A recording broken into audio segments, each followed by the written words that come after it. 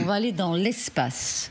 On va aller dans l'espace pour évoquer la guerre des satellites entre les Américains et les Russes. Washington s'est alarmé. Ce n'est pas la première fois que les Américains dénoncent les activités militaires russes dans l'espace. Mais ça devient de plus en plus précis. Jade, dites-nous ce que les Américains ont remarqué dans l'espace russe qui les inquiète. Effectivement, les États-Unis accusent Moscou d'avoir lancé une arme spatiale militaire anti-satellite le 16 mai, donc jeudi dernier, et de l'avoir fait sur la même orbite qu'un satellite américain. Écoutez le porte-parole du Pentagone.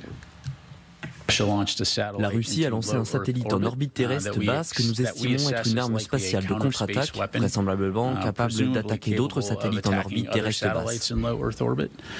Nous continuerons donc à surveiller la situation. Il est certain que nous avons la responsabilité d'être prêts à prolonger et à défendre le domaine. Et nous continuerons à trouver un équilibre entre la nécessité de protéger nos intérêts dans l'espace et notre désir de préserver un environnement spatial stable et durable.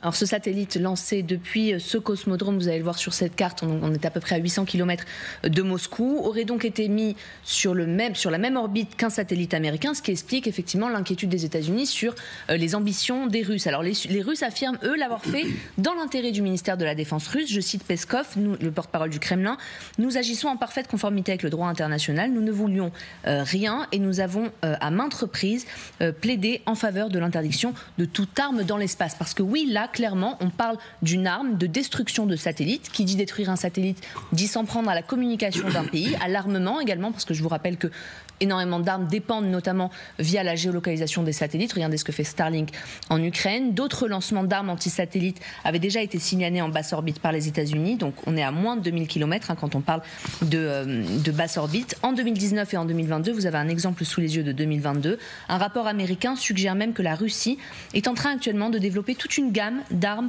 anti-satellites et en aurait même testé un en novembre 2021. Et je vous rappelle effectivement, pas plus tard que la semaine dernière, avec ce test envoyé par les Russes avec des capacités nucléaires cette fois. Alors Jade, ce qu'on peut dire, c'est qu'actuellement, l'espace n'est pas encore armé.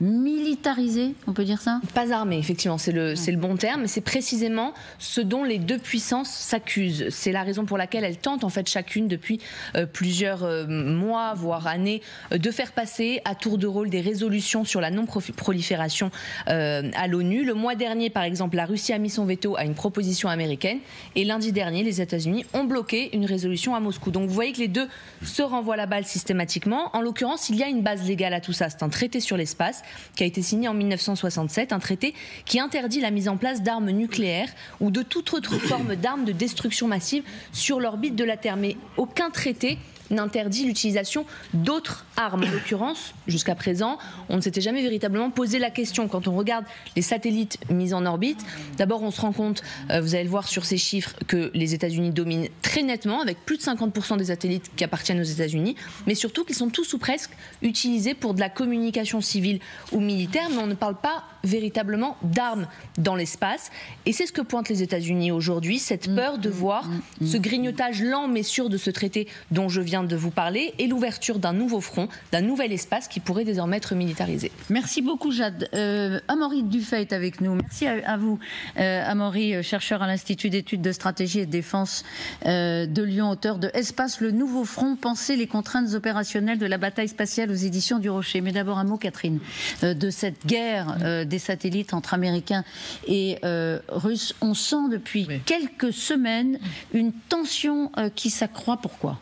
Parce que c'est une guerre, on l'a dit à plusieurs reprises, qui se fait tous azimuts. Et évidemment, dans l'espace, vous imaginez bien que si vous réussissez, c'était la crainte des Américains quand on a parlé éventuellement d'une arme nucléaire qui pourrait être utilisée par les Russes dans l'espace, vous pouvez rendre une partie de la planète sourde et aveugle en termes d'utilisation des satellites, bien sûr. Donc la course aux armements, elle se fait évidemment sur Terre, mais on voit bien que concernant les grandes puissances qui sont aujourd'hui face à face d'une certaine manière, l'espace, il faut au moins réussir à le contrôler et à empêcher l'autre de pouvoir vous nuire d'une manière qui serait quand même assez dévastatrice. On verra si les Américains et les Russes arrivent à s'entendre sur effectivement une régulation, mais c'est un peu le Far West quand même. C'est l'impression qu'on a à Maury Dufay. Merci d'être avec nous. Alors, une précision sur ce qu'a lancé la Russie d'après les Américains. Un satellite en orbite basse, nous disait Jade. C'est-à-dire qu'il y a des satellites qui sont plus ou moins hauts dans l'espace et celui-là est à une certaine altitude, je puis dire. Oui, tout à fait. Alors, ce qu'il faut savoir, effectivement, c'est que vous avez différentes altitudes. Donc, l'orbite basse, globalement, elle va de 200 à 2000 km environ. Et ce satellite russe aurait été placé sur la même orbite, ou sur une orbite voisine de celle d'un satellite américain, probablement entre 500 et 800 km. Il y a d'autres orbites, notamment les orbites moyennes. Ça veut dire qu'il peut y avoir un accident entre les deux, concrètement, s'ils sont sur une orbite basse et à peu près la même. Il peut y avoir un choc ? Alors, un choc, pas forcément. Néanmoins, il peut y avoir un risque de ce qu'on appelle des RPO, c'est-à-dire des Rendez-vous Proximity Operations. Donc, il s'agit en fait de satellites qui vont, de manière intentionnelle, essayer de se rapprocher afin de mener des opérations. Donc on peut parler là, à ce moment-là d'opérations, par exemple pour espionner les communications ou tout simplement même pour gêner les opérations de l'autre satellite. Et à ce moment-là, ça ouvre tout un champ de possibilités, à la fois en termes de guerre électronique et de renseignement. Mais quelle est la règle ? Pardon, je parlais de Far West. Il y a combien ? Il y a déjà 7000 satellites, je crois, au-dessus de nos têtes. En orbite, oui. Voilà. Comment ça se passe, pardon ? Quelles sont les règles ? Est-ce qu'on s'approche ? Est-ce que chacun a sa position ? On imagine qu'un satellite il bouge, c'est un peu fait pour ça. Ça se passe comment ? Alors, il n'y a pas forcément de règles en soi. Il faut imaginer un petit peu une guerre qui se passerait. Une orbite, c'est un petit peu comme un rail, si vous voulez, avec des satellites qui seraient des trains. Et donc, les trains essayent de se rapprocher. Donc, concrètement, vous avez des satellites qui essayent de manœuvrer pour se mettre à proximité et, le cas échéant, de se rapprocher. Alors, il faut savoir que la notion de distance et de distance de sécurité est assez subjective.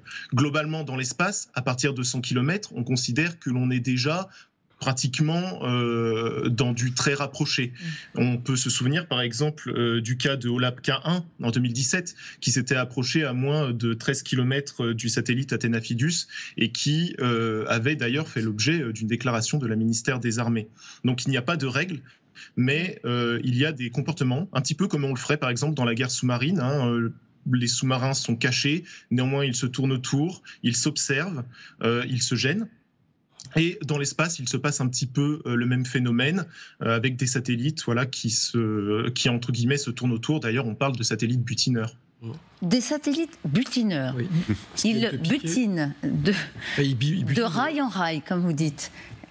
C'est ce que Didier François, restez avec nous, monsieur Dufay. C'est ce qu'on vient de nous rappeler avec l'affaire Lutz en 2018, qui touchait un satellite de communication français et qui a été dénoncé par les Français. Donc où on voit effectivement se rapprocher un satellite russe et qui à la fois va butiner, c'est-à-dire il peut faire du renseignement, c'est-à-dire aspirer de la donnée, et potentiellement, comme on ne sait pas encore ce qu'il y a dans le satellite, il pourrait brouiller ou détruire. Donc c'est bien ça tout le sujet. Le premier sujet étant, et c'est pour ça qu'il y a de la communication qui est faite par les Américains, c'est que dans l'espace c'est loin, donc pas vu, pas pris.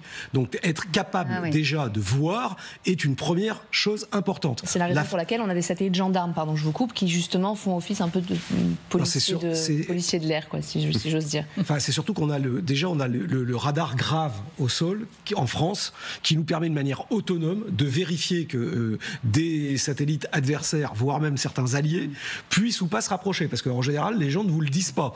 Donc la capacité à voir et à le dire permet de calmer un certain nombre d'ardeurs. Et c'est ça qui est et de ce point de vue-là, on a des capacités que d'autres n'ont pas, et on l'a fait savoir à plusieurs reprises, y compris à des alliés. Et ça, c'est important, parce qu'après, dans la deuxième phase, aujourd'hui, justement, et qui est compliquée, c'est qu'est-ce qu'on fait ? Parce qu'on ne détruit pas notre satellite. Et donc, justement, on n'a pas de mode d'action à ce stade autre que du signalement. Mais qu'est-ce qu'on fait ? Parce que les Américains, donc, sont vraiment inquiets, ils s'alarment. Pat Ryder précise donc que le satellite qui a été lancé par les Russes comporte des caractéristiques comparables à celles des charges utiles anti-satellites déployées les fois précédentes par les Russes. Amaury, du fait, c'est quoi cette charge utile anti-satellite? C'est une arme, c'est une capacité de détruire l'autre? Voilà. Alors la possibilité, effectivement, en termes de charge utile, les possibilités sont quand même extrêmement larges. Globalement, on ne parle pas forcément, il ne faut pas imaginer des armes à énergie dirigée, c'est-à-dire des lasers ou ce genre de choses.